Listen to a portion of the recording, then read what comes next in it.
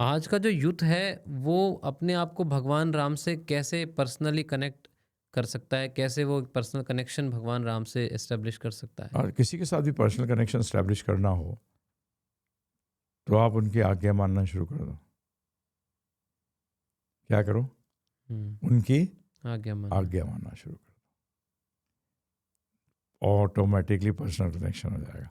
फिर आप उनसे कुछ कहेंगे ना करने को, क्योंकि वो देखेंगे ये मेरी बात मानता है, तो वो आपकी बात भी मानेंगे। हुँ, क्या समझ में आया? जी। परंतु पहले, हुँ, क्योंकि he is much higher than you, पहले हम बड़े व्यक्ति की बात मानते हैं, फिर अपनी बात मनाते हैं। हुँ, हुँ, तो जब आप करीब आ जाते हैं ना राम जी के, तो आपकी कोई इच्छा ही नहीं रहती है, आपकी सिर्फ इच्छा रहती है कि राम जी आप तो सेवा देते रहो मस्त, बस, और कुछ नहीं। जी। तो यूथ जो है इमीडिएटली कनेक्ट होता है। हम भी तो यूथ थे जब ज्वाइन किया। हुँ, जब हम इसमें आए, जब हमने राम जी को, कृष्ण भगवान को अपने जीवन में लेके आए, उनके आदेशों को, हुँ, तो हम 26 साल के थे। कई लोग हैं जो 18 साल में भी समझ जाते हैं उनके जीवन के अंदर राम जी और कृष्ण भगवान जो आज्ञा है उनकी, वो लोग पालन करना शुरू कर देते हैं। तो उनके जीवन में आए थे। हम तो हुँ, प्रैक्टिकल एक्सपीरियंस से बता रहे हैं आपको। जी। एक ड्रास्टिक चेंज आता है। हुँ, क्या आता है? ड्रास्टिक बहुत चेंज। ज़बरदस्त बदलाव आता है। कैसा सकारात्मक बदलाव। हुँ, एक नकारात्मक बदलाव भी होता है, सकारात्मक बदलाव आता है। एक जीवन में क्रांति आती है हुँ। जो अनुभव करनी पड़ेगी। और जैसे राम भक्ति अगर कोई करता है तो ये आधुनिक जीवन के अंदर सब लोगों को तनाव होता है और व्यक्ति जो है वो अपनी लाइफ में एम्प्टीनेस फील करता है।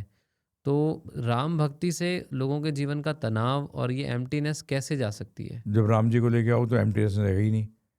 राम जी को जब आप जीवन में लेके आओगे तो आपको फीलिंग होगी, आपको एक्चुअली अनुभव होगा कि राम जी आपके साथ हर समय हैं। तो एम्प्टीनेस की तो फीलिंग खत्म हो गई। हमारे गुरु महाराज श्रील प्रभुपाद जी कहा करते थे, हुँ, जब वो अमेरिका गए तो बोलते हैं वो तो 70 साल के थे, 2 हार्ट अटैक हो चुके थे उनको। वो कहते थे मेरे को कभी लगा ही नहीं कि भगवान कृष्ण और मेरे गुरु भक्ति सिद्धांत महाराज हुँ, कभी मेरे साथ ना रहे हो, हर समय थे वो। एम्प्टीनेस खत्म। और जैसे ही आप भगवान की आज्ञा का पालन करते हैं, तो भगवान ने गीता में कह दिया है, सुसुखम कर तुम अव्ययम। जो इस रास्ते में चलता है, जो करता है, उसको अनाप शनाप सुख प्राप्त होता है।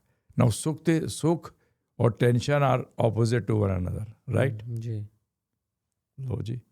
और कैसा सुख प्राप्त होता? अव्ययम, जो कभी खत्म, नहीं होता। जो व्यय नहीं होता। मतलब इट कीप्स ऑन इंक्रीजिंग, बढ़ता रहता है, उसका व्यय नहीं हुँ, होता।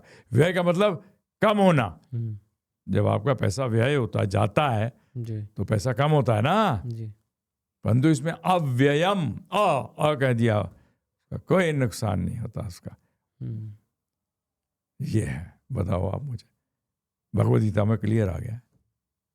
तो क्या आप नहीं चाहेंगे हुँ, कि आपका जीवन टेंशन मुक्त हो, जी, आनंद से भरपूर हो? मजे हुँ, से नहीं। हुँ, मजा बेकार है तो दुख का कारण है मजा, जी, क्योंकि वो क्षणिक होता है, आता है और जाता हुँ, है। हुँ, इसलिए उसका जो वो है, हुँ, वो गड़बड़ है। जी।